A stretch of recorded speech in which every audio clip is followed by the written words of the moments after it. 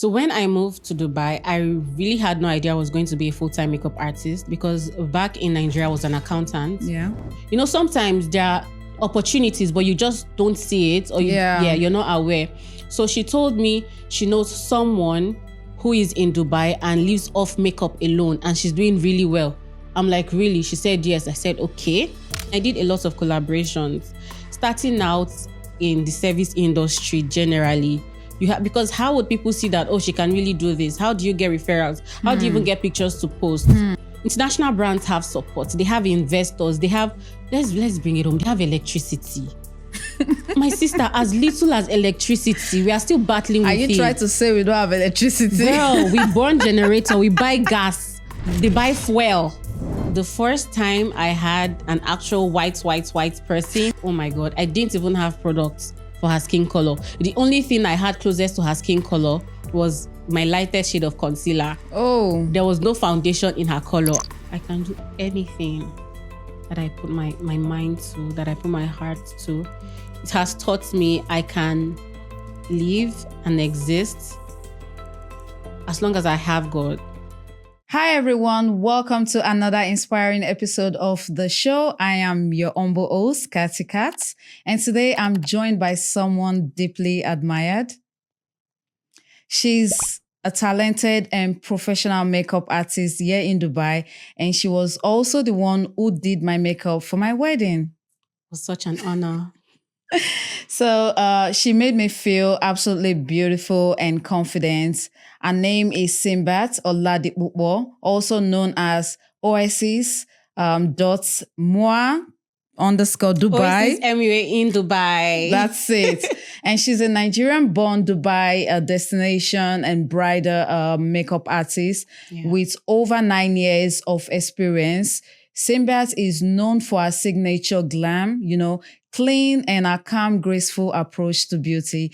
So today we are talking about her story and how she left home, starting her own, in a new country, building a brand and navigating the beauty industry with so much intention and art. So let's dive into today's episode. Thank you so much for the introduction. So first of all, who are you, Mrs. Simbiat? My name is Simbiat Oladipupo. I have background in economics, but just fell in love with makeup right from just immediately after high school. So my first experience with makeup, I saw a lady just walking through my mom's store because my mom had a kiosk back in Abuja. So the lady came to buy something and her makeup was different. Of course, I've always known makeup, but I just know eyeliner, lipstick. I didn't even know much about eyebrows, but this lady had full-blown makeup on her, and that was my first time seeing anybody with full makeup. Oh my, where was this? In Abuja. This was 13, 15 years ago. So you literally can speak Hausa? I speak Hausa. A little bit of Hausa. Yakike. Yes. So that was my first experience because growing up, we were like always, you're either indoor, in the kiosk, you're in school. So we didn't associate a lot, So seeing her, I was really, really interested and I spoke to her, but unfortunately at the time she said she wasn't taking any students. She wasn't training at that point. So trust me to dive right into YouTube University, and that's how it all started. And that was also the period where I was trying to get admission into the university. So I had a lot of time. And I just kept practicing, playing with makeup, lots of funny looks, crazy looks, and that is how it all started. Okay, so what university did you attend and what course did you read? Federal University, Oye Ekiti. So I studied economics and development studies.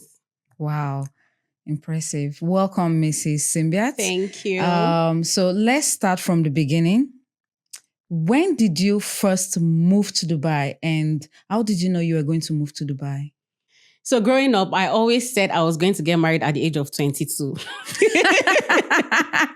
Every woman and dream. I always wanted to get married at the age of 22, start having kids at 25 because, I really wanted to explore and enjoy my spouse before having kids. So at the age of 25, I still wasn't married. Mm-hmm. And I really wanted to get married because from my background, the only reason I'll be allowed to leave the house is marriage. Yeah. Even when I had scholarship opportunity outside Nigeria in South Africa, I wasn't allowed to travel because, my parents were very protective and there are things they didn't want me to be as far as out of Nigeria all by myself. So I knew I just had to get married because that was my only ticket to leave the house. So I started searching, like intentionally searching, and my husband has actually been on my case right from when I was in university. And at that point, he was still on my case. I was like, okay, let me even just listen to this guy. And then we started talking. He's very calm. He was on my case for such a long time. He's intentional, he's kind and all of that. And he has been in the UAE all along. So he traveled back home. We saw each other again and all of that. And then we started making preparations. And that's how I got here.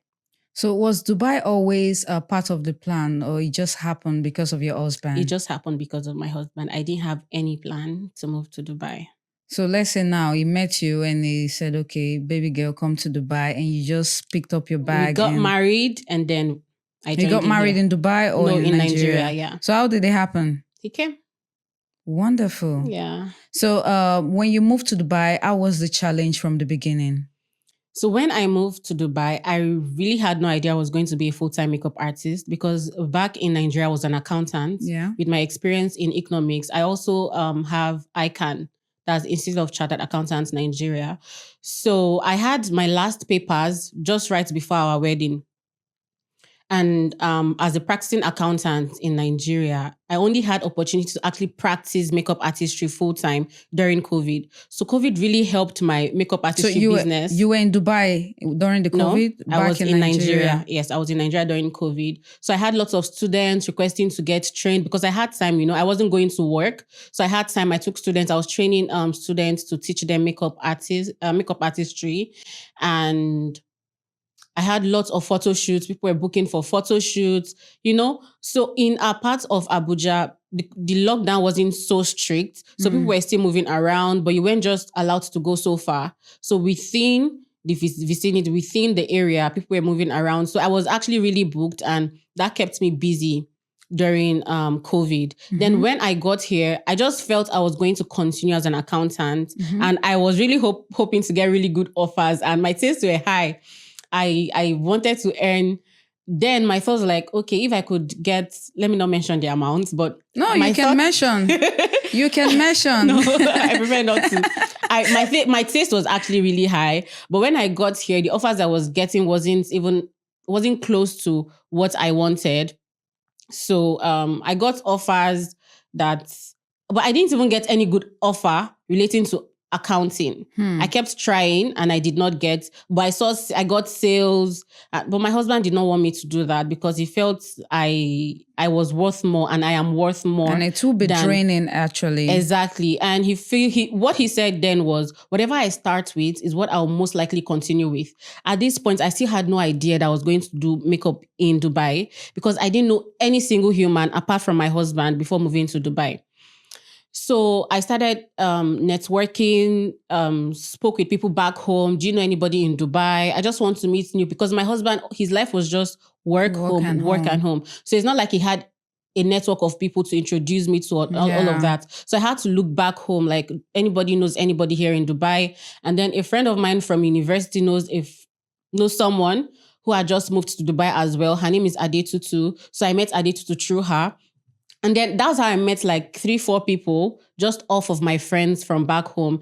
And then Tutu helped me when it comes to makeup in Dubai because she told me she knows someone.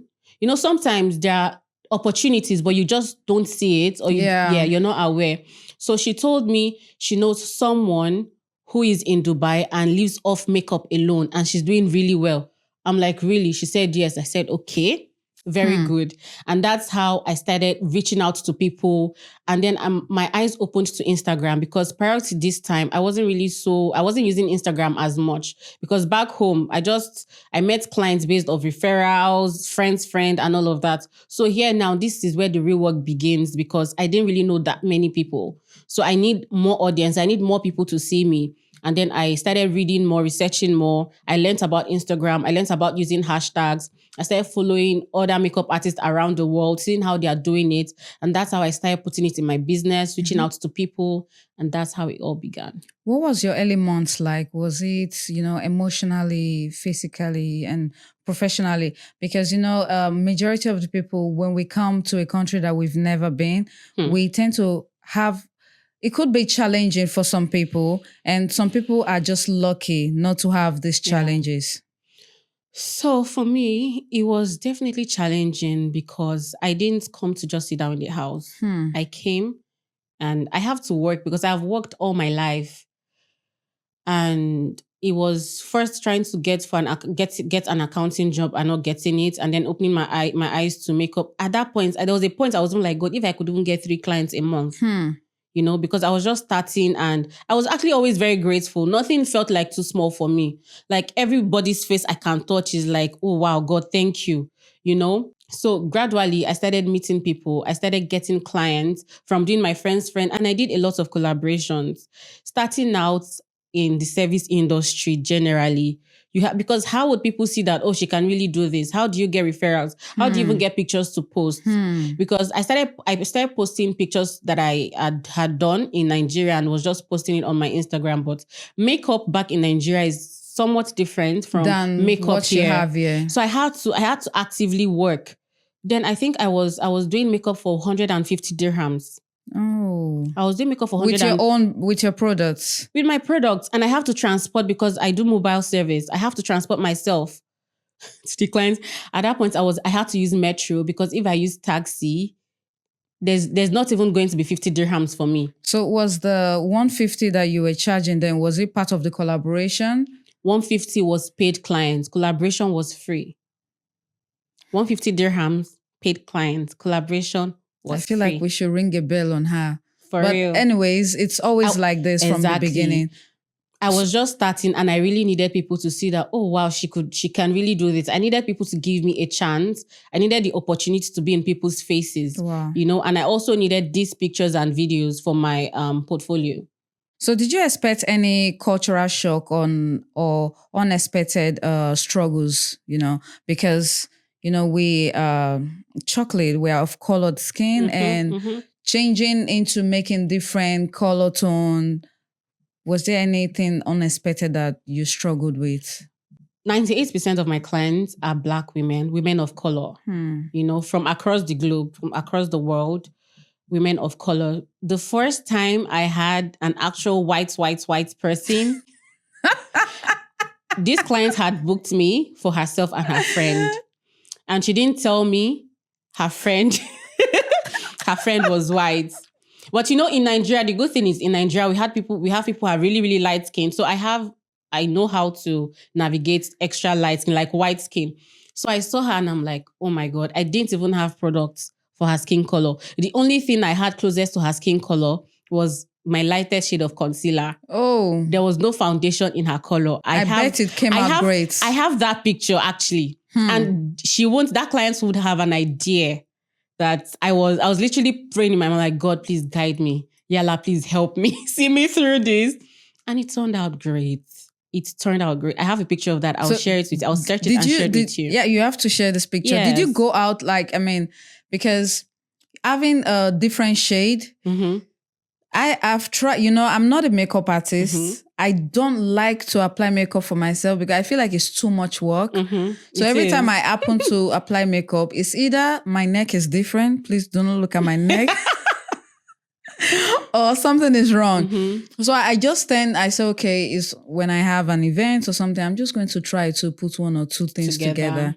So in this case, when you did this lady's makeup, did you follow her all the way to the event for touch-up and stuff? No, I didn't follow her for touch-up because it was just, I think she was going for dinner or something. So instead of foundation, I had to use that concealer of mine as foundation. So that was I applied all over her face. And the good thing is I had this, this makeup powder palette from Nigeria that had multiple shades. Yeah. So I had really light shade. And also my setting powder was really light. I had this really light setting powder. I just mixed one and one together.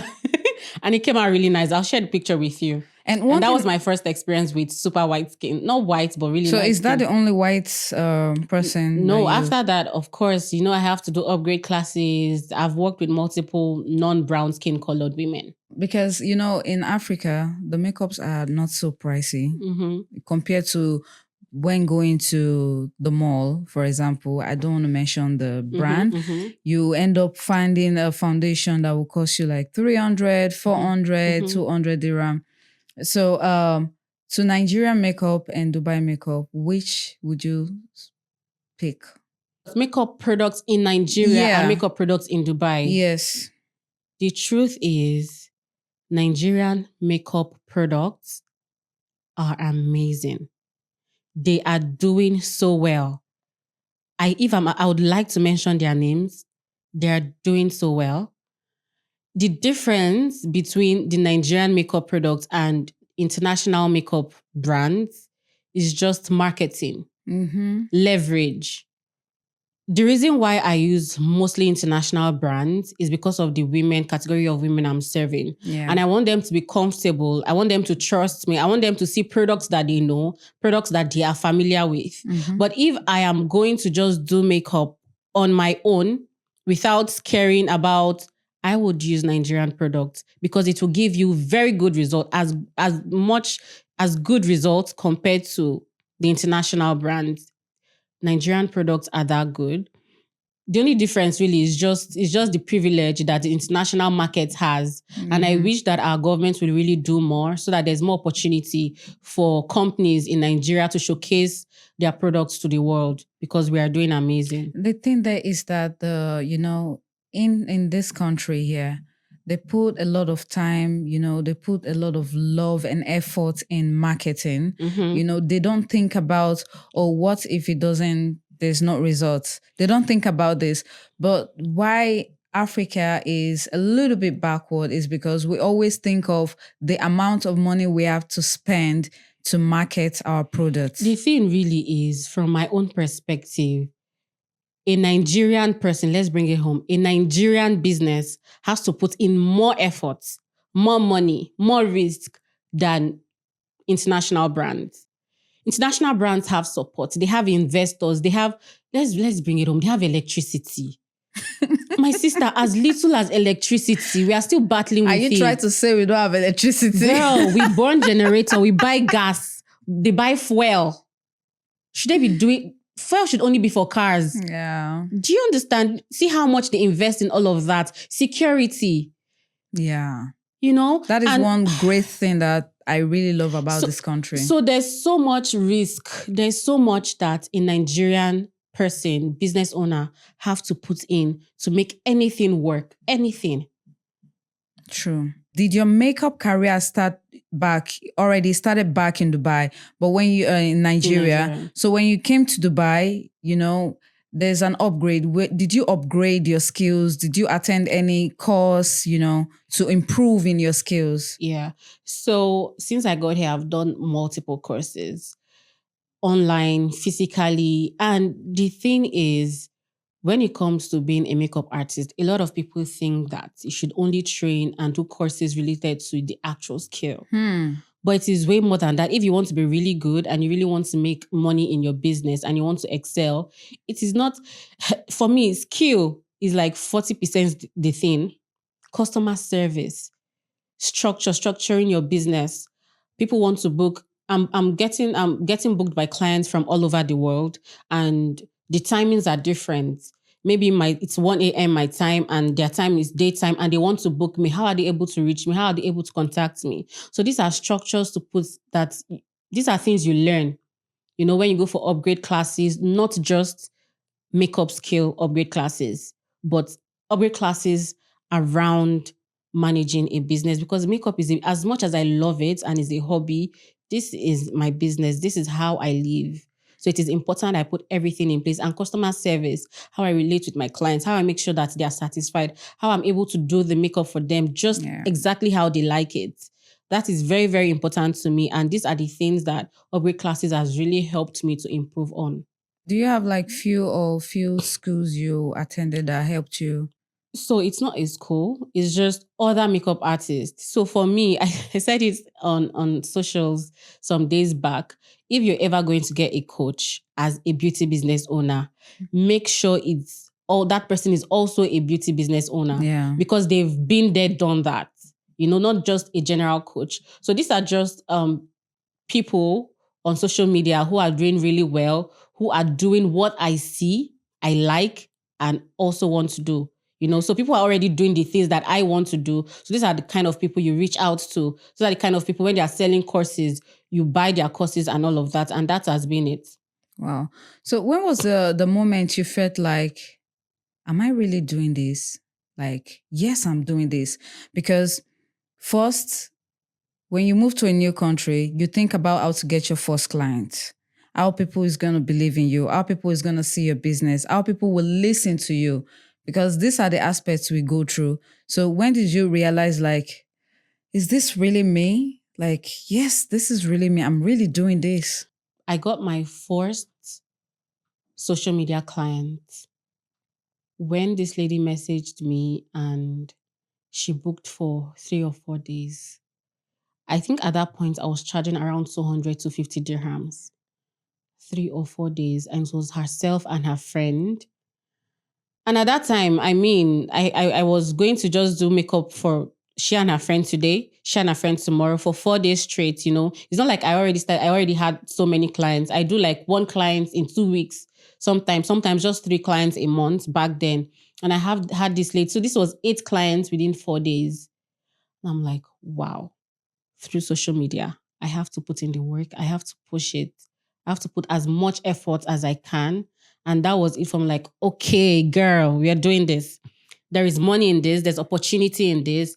And then that was the moment for me. So now that you've gotten this part that you were able and proud of yourself at that moment, like you felt like, yes, I feel like this is my calling. Now, moving on to the collaboration that you've had, you must have had, worst collaboration situation. You must have had the best collaboration you've had. There's this collaboration that you have that you felt like, oh, I really want to work with this person. Yeah. You feel like you want to do more for this person, even if there is nothing you can do to make them feel that they really did great for you. Oh, Lord. But again, there are also collaboration that you say, God, please don't take me to this place again. So let's start from the positive side. Yeah. So the one person, I am so grateful to God that I reached out to 4 years ago. This is 2025. That was 2021 or 2022, I'm not sure.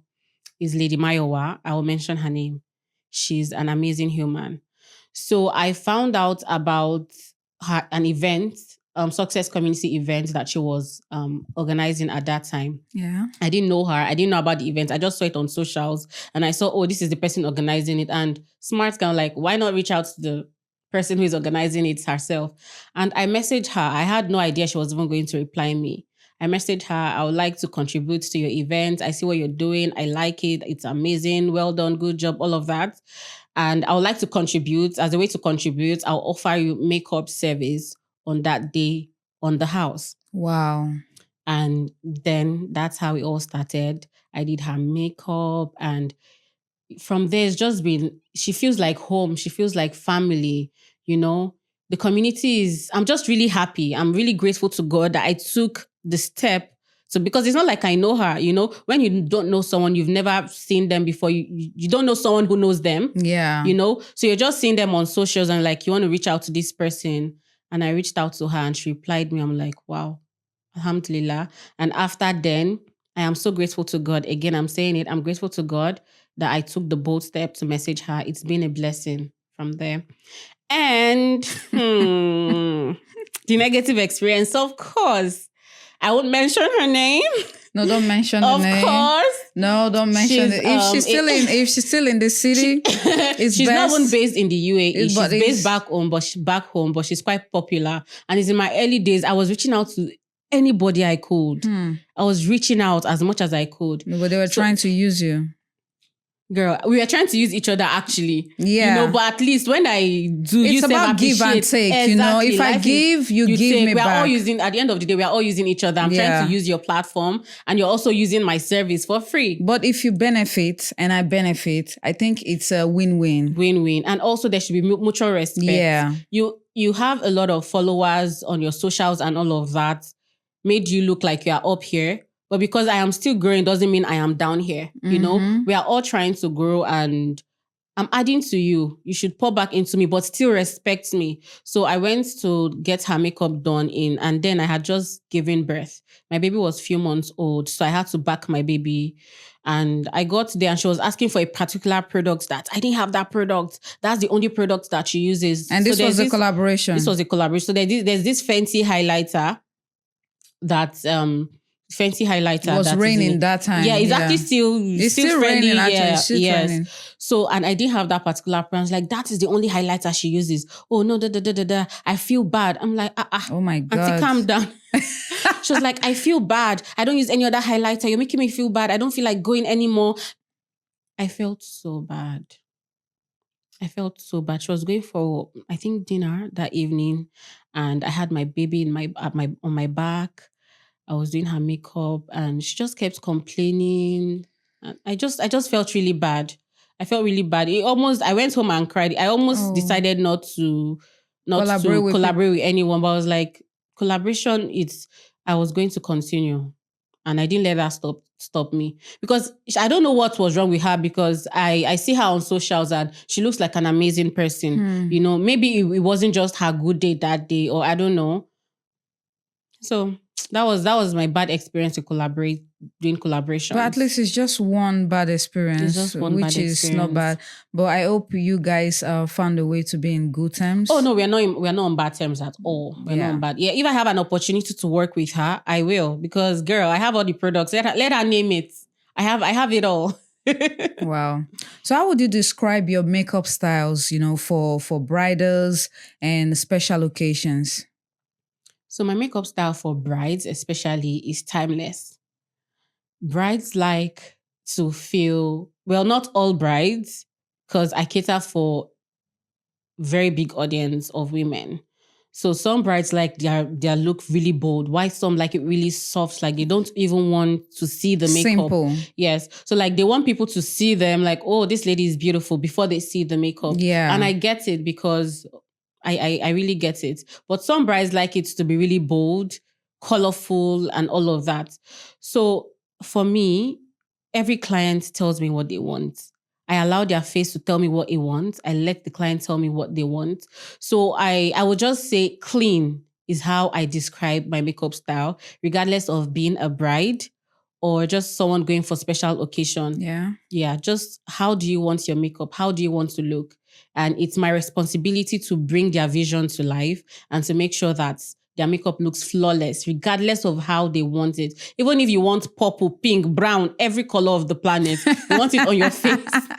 It is my responsibility to bring it to life. As long as you're not asking me to do surgery on you with just makeup, Because there are some who will tell you, I want my face, my cheeks really big. I want this really small and all of that. But as long as it's still within the reach of makeup, of course, it's my responsibility. And I make sure I help clients to reach that. No, sincerely, I wouldn't lie to you guys. When she did my makeup on my wedding day was in the morning. Yeah, she came very early in the morning. I wore this makeup till night time. Girl. I even went to dinner. And I was like, I stood in front of the mirror and I was making video. I'm like, is this me? I was speaking in Yoruba. I'm not Yoruba. But I say, Shemi not Ray, I was like, is this me? Emi not real. I made multiple videos. I was going to send her, but at the same time, I was really shy because I'm like... At that point, you didn't want to post immediately. Yeah, I didn't want to post it immediately because, what people don't know, they cannot spoil. Yeah, true, very correct. And some people tend to be private. That is my kind of personality. So the makeup, I would say the bridal makeup stayed more than 12 hours. Even in the scorching sun of Dubai, we had to go to Abu Dhabi. Thank God. Alhamdulillah. I was just praying, even if with the tears, this emotional moment, I'm like, don't you dare. Yeah. So it was really great. Thank you. And for the brides that do not know, some people are confused on what to put on their face. They are confused. How do you help them in that case? So when a bride, for example, is confused, she doesn't really know what she wants, I show her pictures. Because people sometimes, even if they don't know what they like, they know what they don't like. Like, okay, do you like this? Okay, I like this. What don't you like in this makeup? Have you ever had makeup done professionally before? When you do your own makeup, what do you tend to do more? So this is how you get to understand what this person likes. Like me, when I do my before now, so don't judge me because normally I wear really long eyeliner, but I don't like me. Yes. So if it's a client who likes really long eyeliner, she's like, okay, when I do my makeup, I do long eyeliner. So you already get a hint like, oh, this person likes long eyeliner. Is this something you want for your wedding day? Do you also want?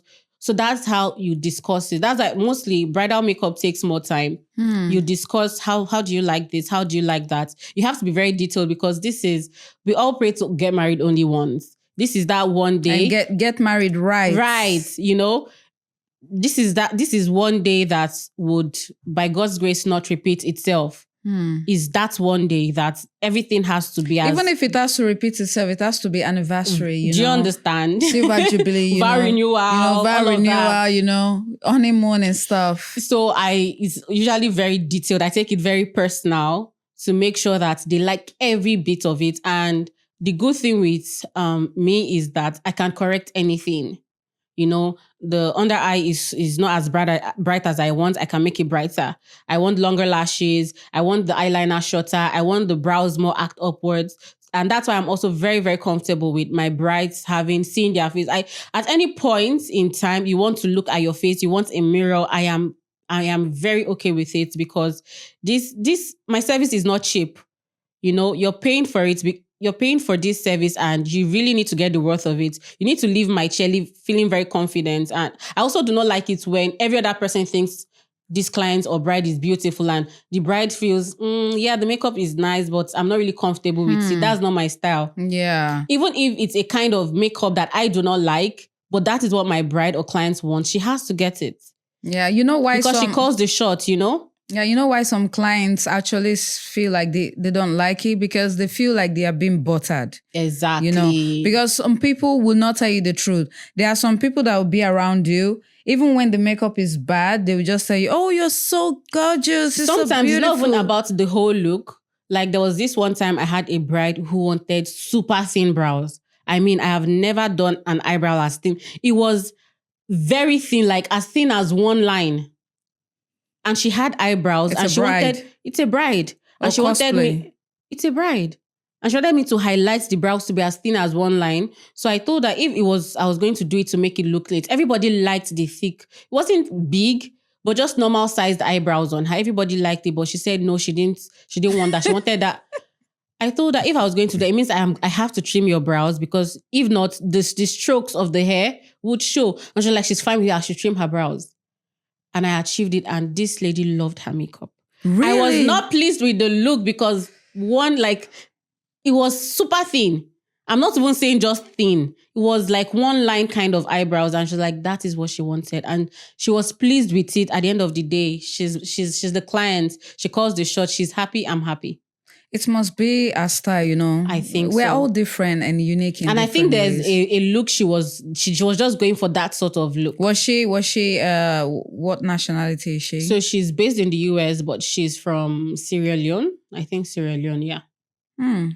Cool. So what are some misconceptions that people have about being a makeup artist in Dubai? I really do not know. You are married.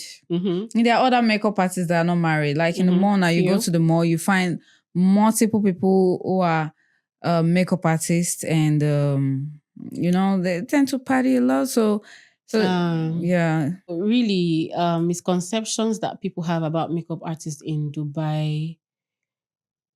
The group of makeup artists I know are pretty decent people. So I don't really know any misconceptions about makeup artists in Dubai. No. Although some people think, okay, if I look at it from angles of maybe makeup artists outside Dubai, looking at we makeup artists, they might think, oh, maybe our client base are typically white people. Yeah. Because when I got here, I was thinking, if I was going to do makeup, who will I be doing makeup on? Will I be doing makeup on mostly white clients? Because they would also want to trust their people. Yeah. Just like my women of color, when they come here, when they search for makeup artists, they want to book with me because they see that I am like their color and they trust me. But someone who is white would also want to go for white makeup artists, you know? That's true. Yes. So even I, as a makeup artist, when I first got to Dubai, I really thought I was going to be doing makeup on white people till I started meeting people and getting clients like, oh, thank God, and started navigating it. And eventually I had white clients, but then I had upgraded and it kept getting better. So I noticed that you've also you've started having classes, makeup classes. Yes. So what made you step into this new phase? I struggle to do makeup on myself. Yes. I have to talk what myself. You have is beautiful. Thank you so much. I had to talk myself into doing makeup on myself today. I had to encourage myself. You have to do this. You are the brand. You have to represent. You have to represent the brand. So makeup takes too long for me, like on a day-to-day basis, or I just want to go and have dinner and I have to sit down to do my makeup by myself for 1 hour.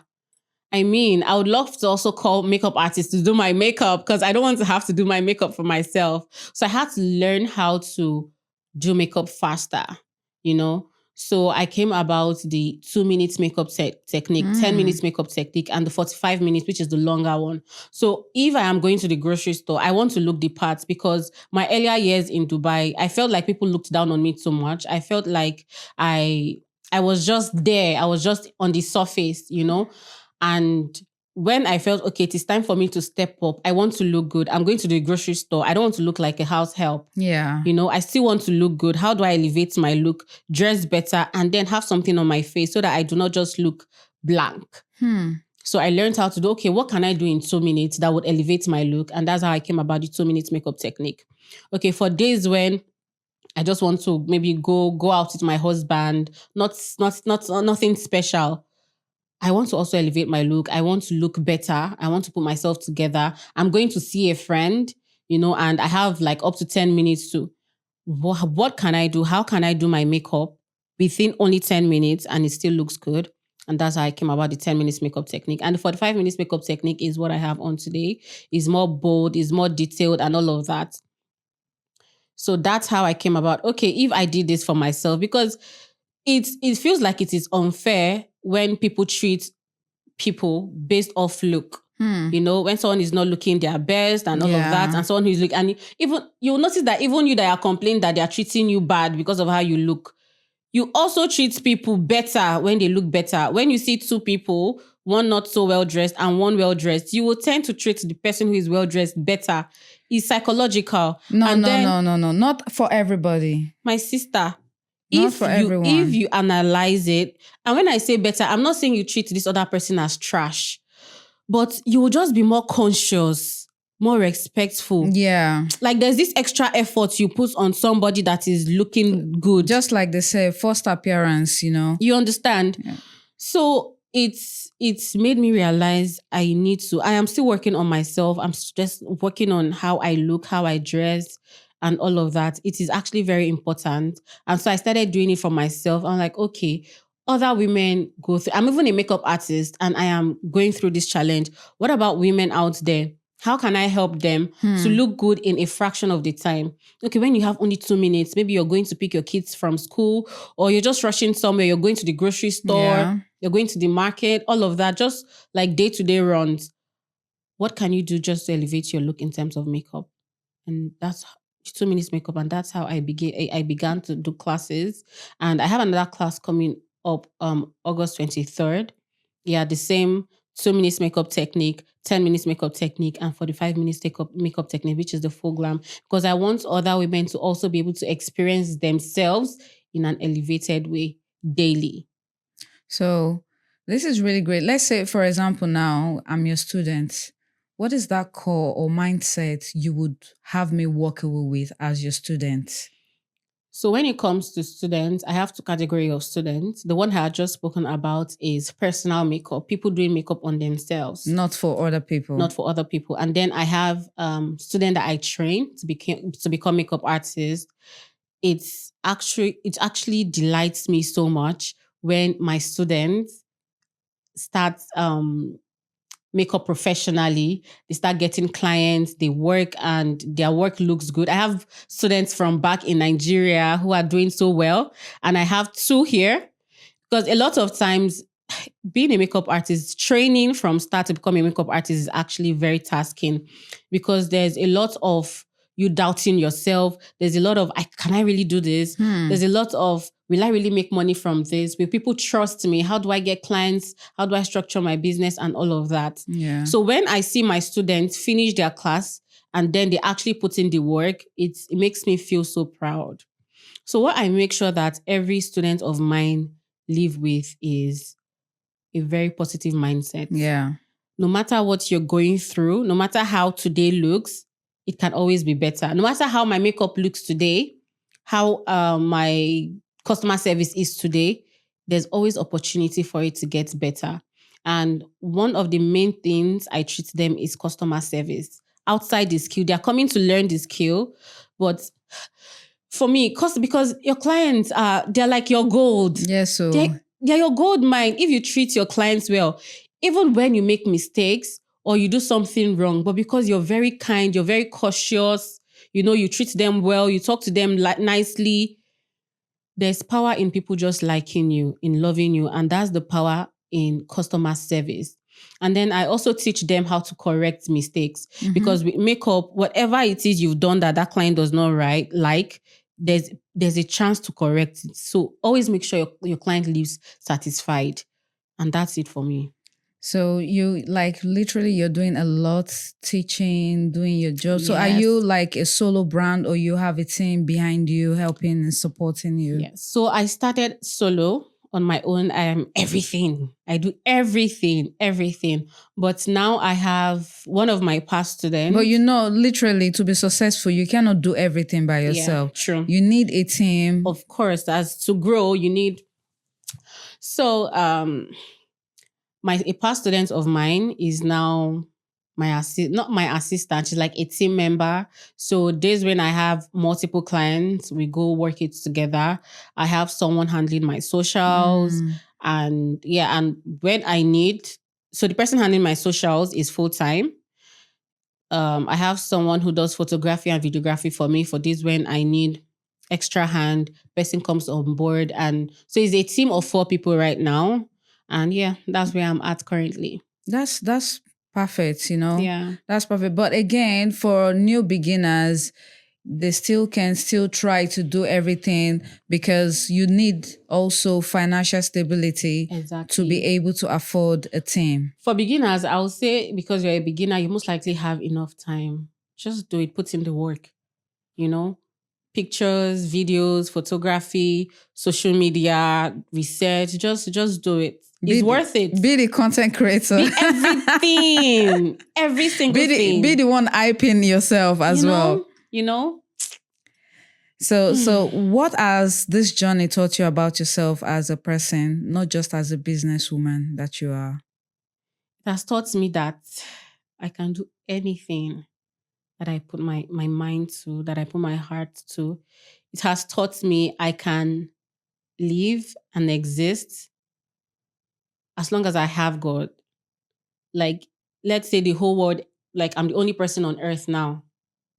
As long as I have God, I can, because business will test you in terms of your relationship with people.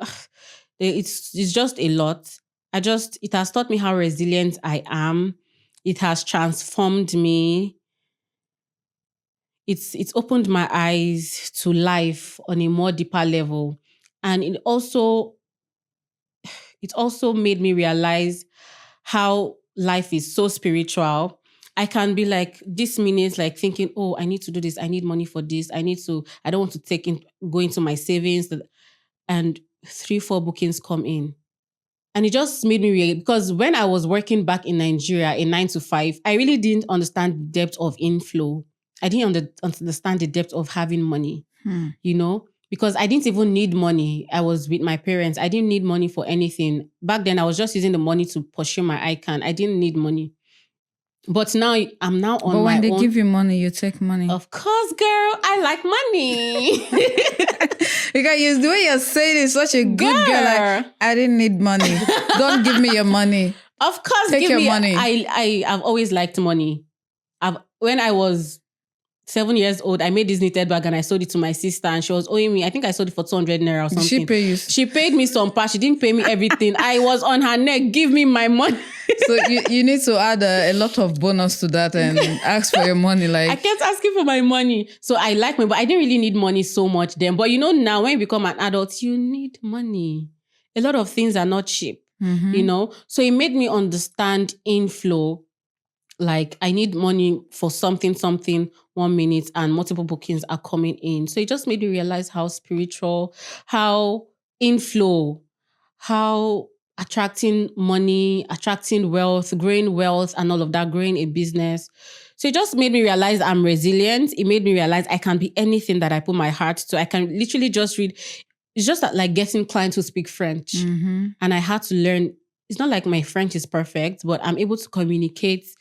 I'm able to use Google Translate for things that I do not understand, because I always like to communicate with my clients because I make sure that I give them exactly how they want it, So it just made me realize I can do anything, really. If I want to become an astronaut tomorrow, I can be it. We'll see you there. Yes. I don't desire it, but I'm just saying, if I desire something, I can be it. You never can tell. Maybe tomorrow now. Yeah, Baba Bambi will tell you, please, baby, you're not going anywhere.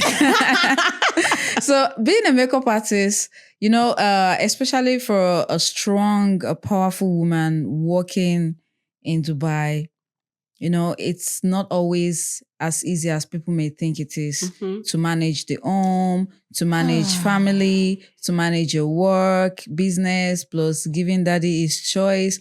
How are you able to, undo the challenges that come with being a businesswoman and also being a housewife and a mother and, everything?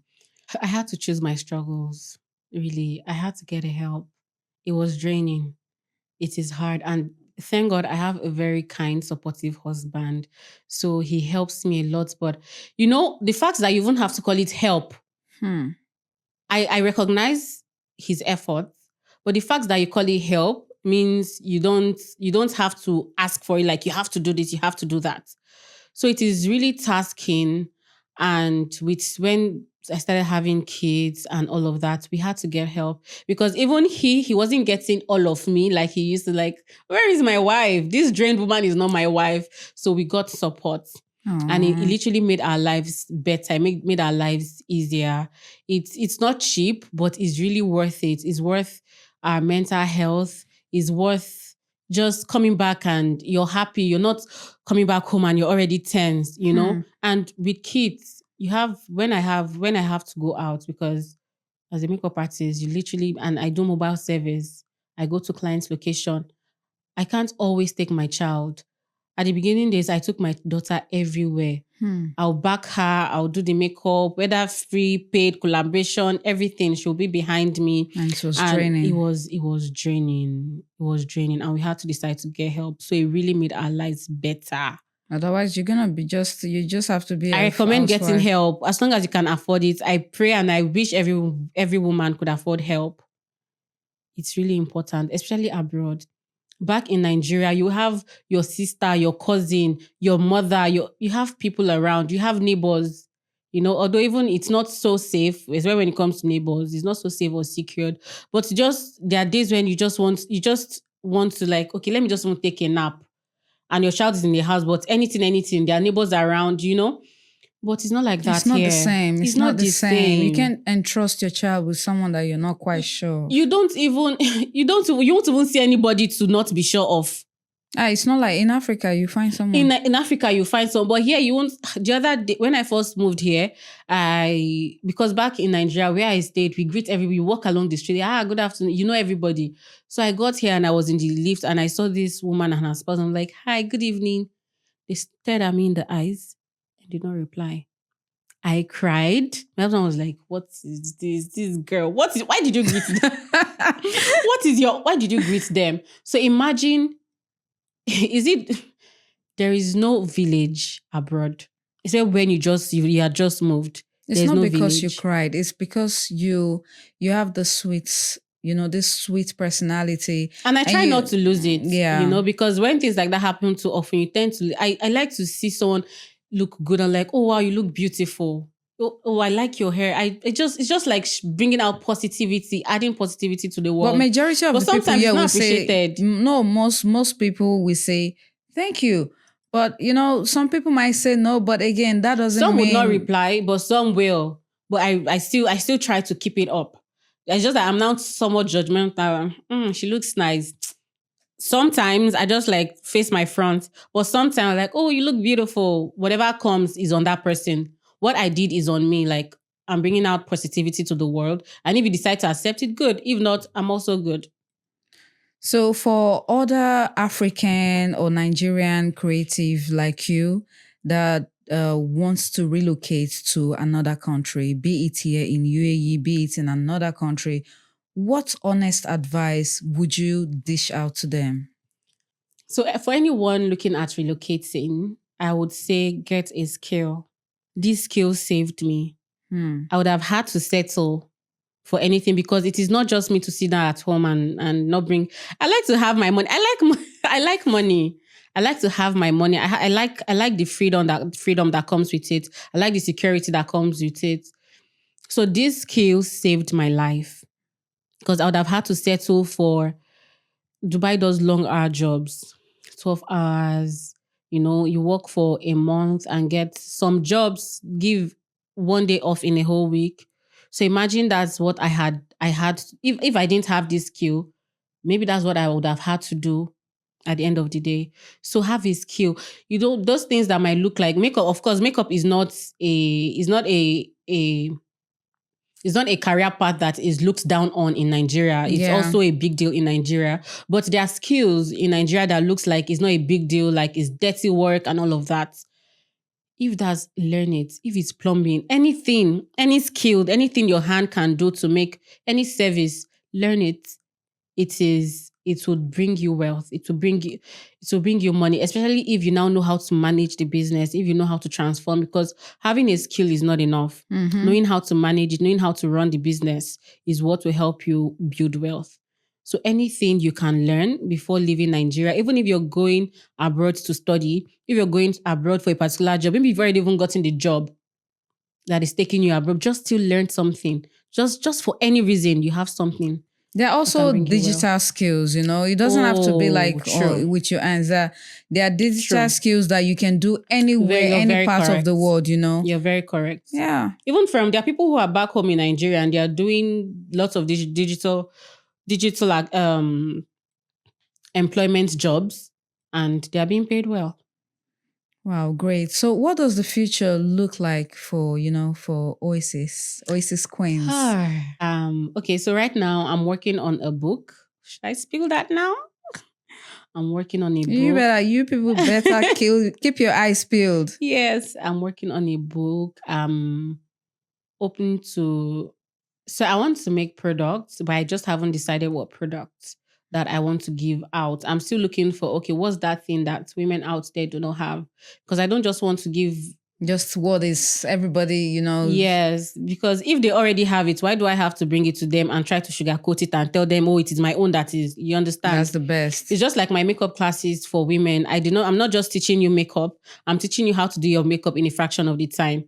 So I'm also thinking of, okay, what is that product that I can serve women that would actually solve a problem that is not already solved? But right now I'm working on my book and yeah.